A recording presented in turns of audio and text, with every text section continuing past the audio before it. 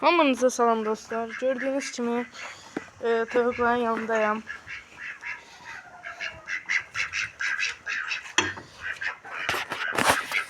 Tip. Hamısı da burada hələ buna. Gördüğünüz kimi bütün tavuklar burada. Bir şey fikir verdim, yapın kalorida. Gördüğünüz kimi tavuklar hamısı sağdır ve yaxşıdır. Yumurta varsa yığmağa gəlmişəm. Oo, Allah bərəkət versin. Ne kadardı? 1 2 3 4 5 6 başka var diye bakarım. Yok.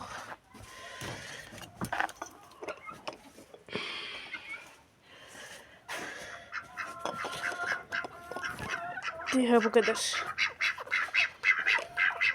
Dursun burada canına pararım. 6 tane. Allah bereket versin. Yaxşı yumurtadır. 6 yaxşı rəqəmdir. Gördüğünüz kimi döyüşən, şamo falan hamısı buradadır.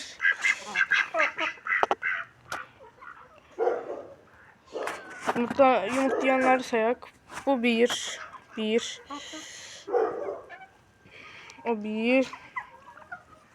Sonra 2 3 Baxıram. 4 5 6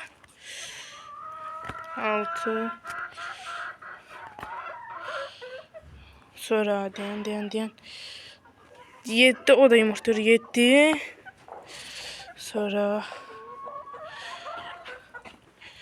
7 8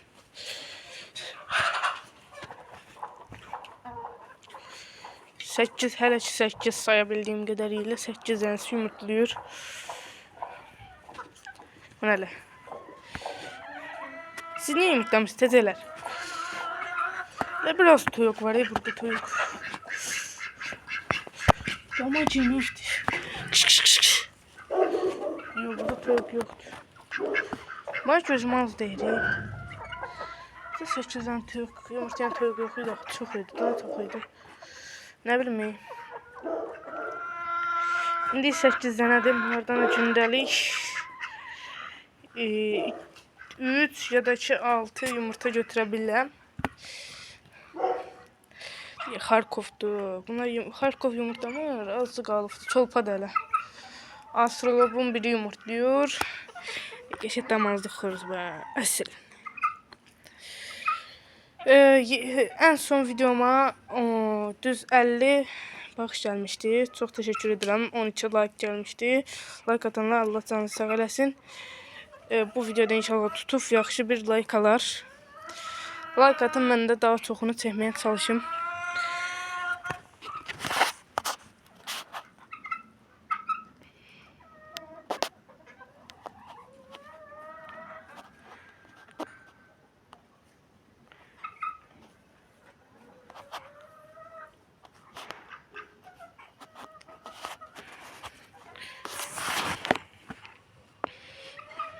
Sonra gördüğünüz kimi burada döyüşən şamo var, döyüşən xuruzu. Arıq qalıb məncə. Belə olmamalıdır bu çolpa olanda da. Dik olmalıdır bu. Bu niyə belə qalıb? Tığıma var, ən birinci tığım. Buna ad verək də zəhmət olmasa. Buna adı qoyaq. Adı nə olsun? 3 dənə adı qoyacağım. 3 dənə ad seçəcəm. Onları qoyacağım.